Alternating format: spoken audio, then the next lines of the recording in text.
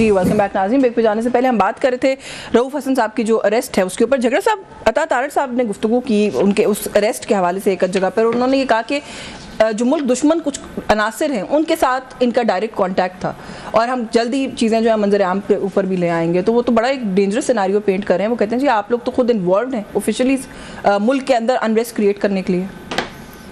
अता तारड़ ने कुछ दिन पहले जब ये कहा था कि पीटीआई को उसने बैन करना है और आर्टिकल 6 लगाना है और कि एलाइज के साथ बात हो गई, तो सबसे पहले तो उसको राना सनाउल्लाह ने जो है बेसिकली कहा कि झूठ कह रहा है। एक और डार साहब ने भी कहा।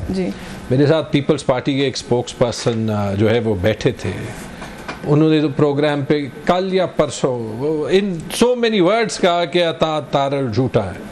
अब why do you want me to तर्जुमान है हुकूमत के, वो बगैर किसी ग्रीन सिग्नल के तो प्रेस टॉक नहीं कर सकते ना इतनी लंबी। वो भी why do you want me to dignify a person जो कि सच अपने एलाइज से अपने हुकूमत से नहीं बोल सकता। देखें ये पार्टी नहीं, और आई एम ट्राइंग टू से कि उस इंडिविजुअल को तो शायद हम ब्लेम नहीं कर सकते ना। May be it was an error party के पार्ट के ऊपर कि नहीं पूछा बाकी एलाइज से। वो तो अनाउंस करने आते हैं ना, तर्जुमान है। मैं तो आपको सिर्फ वो कह रहा हूँ जो उनके अपने कॉलीग्स ने कहा और जो उनकी सपोर्टिंग पार्टी के स्पोक्स पर्सन। वो तो इनका मसला हुआ ना। मुझे ये बताएं कि आप लोगों पे कभी आर्टिकल 6 आपके लीडर पे लगाने की बात करते हैं, कभी आपकी पार्टी को बैन करने की बात करते हैं, आपके तर्जुमान को अरेस्ट कर लिया गया, आपकी हिकमत अमली कहाँ है? आप क्या कर रहे हैं? हमें कोई फर्क इंशाल्लाह इसलिए नहीं पड़ेगा कि ये सिर्फ हुकूमत की डेस्परेशन दिखाती है। आपको पीटीआई पे आर्टिकल 6 लगाने के लिए या पीटीआई को जो है वो गद्दार डिक्लेयर करने के लिए या एंटी स्टेट डिक्लेयर करने के लिए आपकी गिनती के मुताबिक तकरीबन 2 करोड़ वोटर्स को साथ गद्दार डिक्लेयर करना होगा। गद्दार को तो कोई वोट नहीं देता ना। आपकी गिनती के मुताबिक सारे फॉर्म 47 के बावजूद सबसे बड़ी इलेक्टेड पार्टी डिक्लेयर करना होगा। आपकी गिनती के मुताबिक खैबर पख्तूनख्वा में तारीख का सबसे बड़ा मैंडेट लेने वाली पार्टी डिक्लेयर करना होगा। नुकसान, और मुझे अगर अफसोस होता है, इन हरबों ने हमेशा पाकिस्तान को नुकसान दिया है, चाहे ये गद्दारी के सर्टिफिकेट फातिमा जिन्ना को दिए गए हों, चाहे उससे पहले खान अफकालात को दिए गए हों। ये हमारा फेवरेट, हमारी हॉबी है हमारी मुल्क की, और आप लोगों की भी हॉबी है, पीटीआई की भी हॉबी है। आप लोग भी हर किसी पे आर्टिकल इसमें भी लगा दें जो सामने आया हमारी कितनों पे लगा। नहीं लगाया नहीं, लेकिन सर आप लोग बांटते तो सर्टिफिकेट तो बांटते हैं ना। अब लगाया तो अभी भी इन्होंने भी नहीं है ना। ख्वाजा आसिफ पे लगाया, कब लगाया, क्या लगाया? आर्टिकल 6 लगाया था ख्वाजा आसिफ पे। ये देखें कैसे लगाया था, कैसे लगाया था? नहीं ये हुआ है सर। देखें बात ये, अच्छा मैं कहती हूँ लगाने को भी एक मिनट निकाल लगाया इन्होंने भी अभी नहीं है किसी के ऊपर, कह रहे हैं खाली सर्टिफिकेट तो बांट सर उसका पूरा प्रोसीजर आर्टिकल 6 मजाक तो नहीं है ना। लगाना पहले इनिशिएट होगा फिर लगेगा ऐसे तो नहीं लगेगा। द क्वेश्चन इज कि सर्टिफिकेट तो हम भी बांटते हैं ना, सब बांटते हैं। एक कॉन्सेप्ट है, मुझे ऑनेस्टली उसका इफ आई अगर मैं उसके डिटेल्स देख लूं I will actually talk about it, क्योंकि बहुत सी चीज़ें जो ये कहते हैं वो एक्चुअली होती हुई हैं इनके दौर में। मिसाल के तौर पे जो धरना 2017 में 18 में तो इनकी हुकूमत थी ना। लेकिन एक चीज़ मैं जो है वो ज़रूर कहूँगा, अगर ख्वाजा आसिफ पे लगा था तो टिपिकली मतलब उसके बाद वो 2 बार डिफेंस मिनिस्टर हो गए, so the circle is squared. मतलब जहां से गद्दारी चलिए कोई बात, मैं वही कह रही हूँ ना, हम लोगों का वो सर्कल है उससे हम बाहर नहीं निकलते। 2 साल के बाद आप लोग भी यही कह रहे होंगे कि इन्होंने कोशिश की थी। मुझे डर ये है, देखें वो एक बात थी पत्नी इनमें से किसी ने कहा कि उतना करो जितना बर्दाश्त कर सको। I think that is truer today more than anywhere. और उसका मसला ये है, आई होप कि ख्वाजा साद रफीक ये अंदर कह रहा है, क्योंकि चूंकि पीटीआई की और इमरान खान की पॉपुलैरिटी कंट्रोल नहीं हो रही, the lengths to which they have to go, जिस हदों तक इनको जाना पड़ रहा है, उसके बाद तलखी का ना रहना बड़ा मुश्किल हो जाता है। जब आप कहते हैं कि आप बात करें सेठ साहब, ये क्यों आपको नहीं लगता कि कहीं फिर किसी लेवल के ऊपर मजाक बनना शुरू हो जाता है? अता तारड़ साहब आए, एक अनाउंसमेंट करके चले गए और बड़ी संगीन किस्म की चीज़ें कह के चले गए, आर्टिकल 6 लगा देंगे, पार्टी बैन कर देंगे। उसके बाद एक एक करके सारे आप लोगों की जमात के सीनियर लोगों ने आके कहना शुरू कर दिया कि अभी तो इनिशियल फेजेस में है, अभी कुछ पता नहीं है इसका, तो अभी तो कंफर्म ही नहीं है। कैबिनेट की आज मीटिंग हुई, उसके अंदर बड़ा एक्सपेक्टेड था कि ये एजेंडा रेज किया जाएगा, आपने एजेंडा भी रेज नहीं किया। And like he said and very rightly said कि पाकिस्तान पीपल्स पार्टी तो किसी भी चीज़ के लिए ऑन बोर्ड नहीं है आपके साथ, फिर कैसे?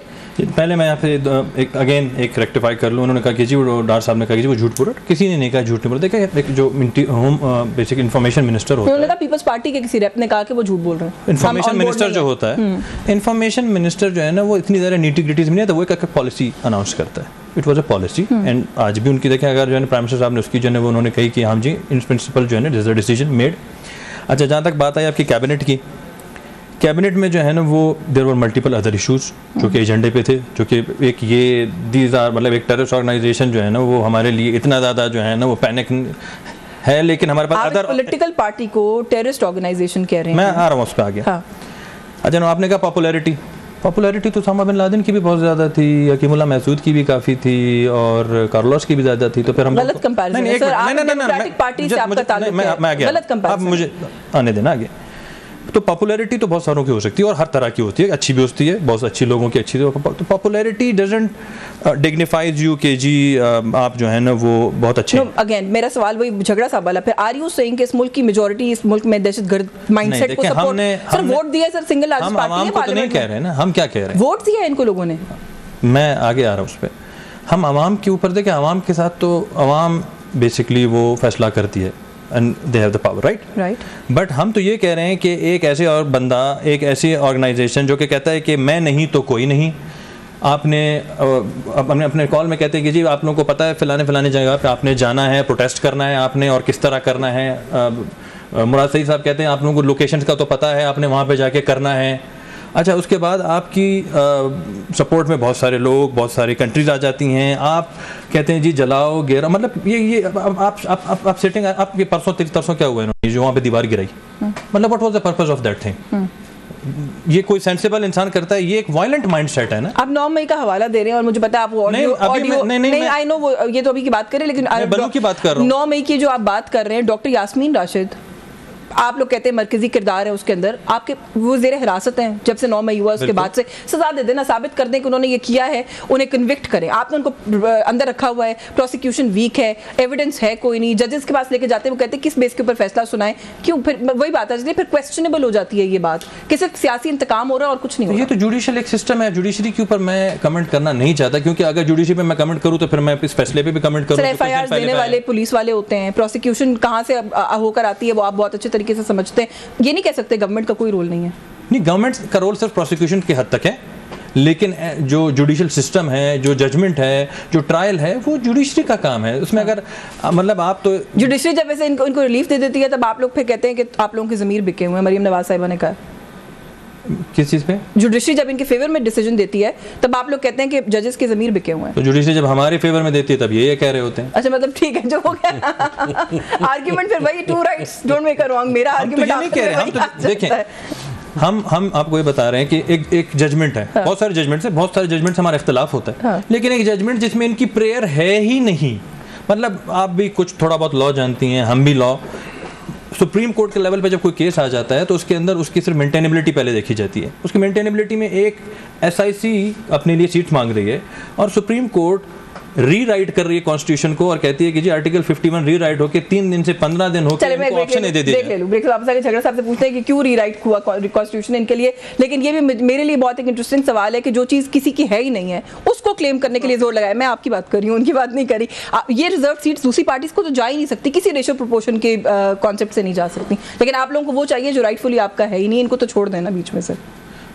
सवाल ये नहीं, सवाल ये कि आपने पहले तो आप इस चीज़ को क्लियर कर दें कि ये किसके पास जानी आनी है, सीटें आनी हैं, अच्छा इनके पास नहीं जानी, तो उसके बाद आप that is the second question कि किसके पास जानी। चलिए इस पे बात करते हैं इस ब्रेक के बाद। व्यूअर्स, एक ब्रेक का वक्त हो रहा है, हमारे साथ रहिए।